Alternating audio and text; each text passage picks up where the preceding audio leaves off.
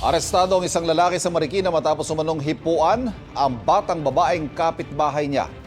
Humingi ng tawad ang suspect sa kanyang ginawa at may unang balita si Bea Pinlac. Ikaw yung aming inaaresto sa bisa ng warrant of arrest. Hindi pumalag ang 51 anyos na lalaking ito nang hulihin siya ng pulisya sa bisa ng warrant of arrest. Kaugnay ito sa panghihipo umano niya sa 7 taong gulang niyang kapitbahay sa Marikina, halos 2 taon nang nakararaan. Po yung ating minor de edad, batang babae, grade 2 student po, ay naglalakad noon sa labas ng kanilang bahay. Nung kanyang in-approach siya ng isang lalaki, yun nga po yung ating akusado. At from there po ay hinipuan po siya. At pagkatapos nun ay bigla po siyang binigyan ng 25 pesos. Ayon sa akusado, inakala niyang nagkasundo na sila ng kaanak ng biktima na hindi na paaabutin ang nangyari sa pagsasampa ng kaso. May pag-uusap po kami, opo. Ewan ko po, nanay ko po na may pag-uusap eh. Hindi po namin alam na inakit na pala sa taas.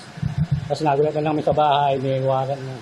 Malapit aniya ang pamilya ng biktima sa kanya. Ito yung mga batang yun, bibigyan ko ng baon yun, papasok sa eskwela. Tapos pag nasa labas yun, nagkukwentuhan kami. Sa bata, humingi ko ng pasensya, ipatawad niya ako. Sisikapin naming kuhanan ng pahayag ang pamilya ng biktima.